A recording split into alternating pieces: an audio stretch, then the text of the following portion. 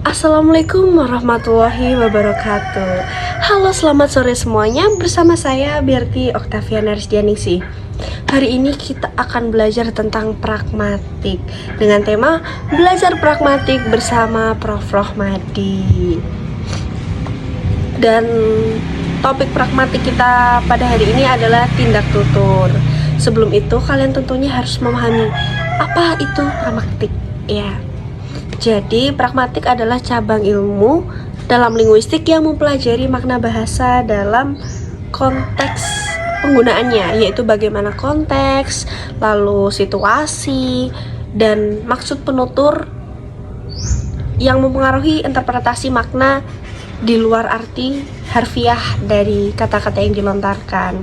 Nah, selain itu teman-teman, ada juga pengertian pragmatik menurut Prof. Rohmadi, yaitu dimana pragmatik adalah bagian dari linguistik fungsional yang memiliki 3 unsur utama atau triadik gitu ya. Nah, itu ada bentuk, fungsi, dan konteks. Nah, kali ini kita mempelajari salah satu cabang dari pragmatik, yaitu tindak tutur. Nah, tindak tutur atau speech act ini adalah konsep atau kunci yang menganggap ujaran bukan hanya kata-kata, tetapi juga tindakan yang bertujuan untuk melakukan sesuatu, entah itu menyatakan, meminta, memerintah, berjanji, dan lain sebagainya, teman-teman. Nah, lalu Austin dan Shirley juga membaginya menjadi 3 level, yaitu ada lokusi, itu ucapan harfiah. Jadi apa yang dia katakan itulah arti yang sesungguhnya. Jadi misal dia mengatakan, oh langitnya mendung ya, nah itu memang bermakna langit ini mendung begitu.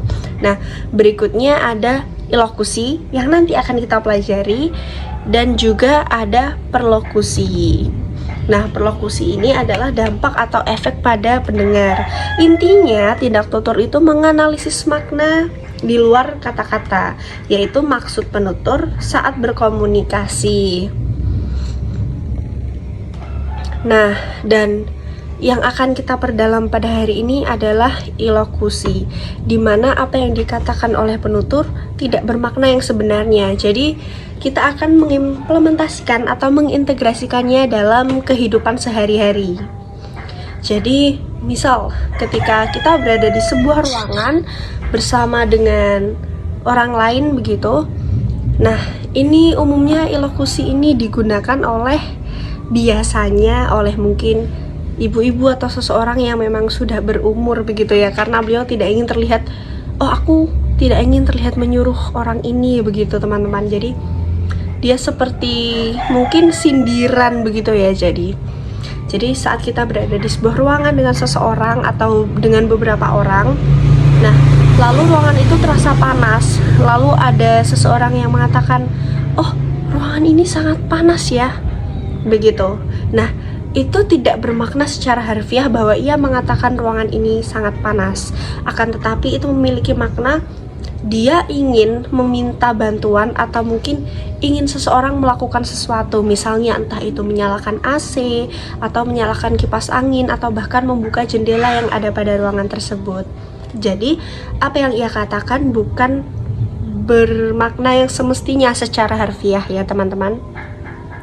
Ada lagi contoh lain dalam kehidupan sehari-hari, semisal kalau yang lokusi tadi itu misalnya, oh cuaca hari ini mendung ya, begitu. Cukup sampai di sana. Akan tetapi untuk yang ilokusi tidak seperti itu teman-teman. Untuk ilokusi dia lebih ke ketika dia mengatakan, oh cuaca hari ini mendung ya, itu bermakna bahwa misal dia ingin mengatakan kamu bawa payung aja, atau mungkin oh kalau tahu mendung berarti kamu harus membawa jas hujan begitu misalnya teman-teman. Jadi ini tidak bermakna bahwa kita harus menangkap arti itu sesuai dengan apa yang dikatakan oleh penutur, akan tetapi kita harus memaknainya lebih dalam. Jadi itu seperti sindiran atau sarkasme begitu teman-teman. Ada lagi dalam kehidupan sehari-hari banyak sekali bentuk-bentuk ilokusi yang dapat kita dengarkan atau kita alami sendiri atau bahkan kita lakukan. Misalnya juga pada saat kita ingin meminta seseorang berjanji akan sesuatu. Nah, ini biasanya untuk cewek-cewek ya. Itu biasanya para wanita ini dia sering mengatakan hal mungkin terhadap pacarnya. Misal pacarnya itu mungkin yang pihak ceweknya ini pengen liburan begitu. Aduh, aku sepertinya bosan nih, butuh healing begitu. Nah, lalu mungkin dia akan mengatakan pada pacarnya ini, pada pihak lelaki, seperti, oh kamu nggak bosan gitu. Atau mungkin dia akan membuat lelaki itu berjanji, tapi dia tidak akan mengatakan bahwa kamu janji dong ngajak aku jalan-jalan bulan depan begitu misalnya. Jadi menurut saya pribadi nih ya teman-teman, yang sering menggunakan tindak tutur ilokusi ini adalah para wanita begitu. Mungkin juga saya sendiri. Oleh karena itu ya, untuk ilokusi ini sangat mudah sekali kita pelajari teman-teman, karena mungkin dari kita sendiri juga sudah banyak melakukan hal tersebut dengan contoh-contoh yang tadi. Nah, baik teman-teman, hanya itu dulu yang bisa saya sampaikan hari ini. Kita lanjutkan di sesi selanjutnya untuk lokusi atau perlokusi dan cabang pragmatik yang lainnya. Kita akan lanjutkan pada sesi yang berikutnya.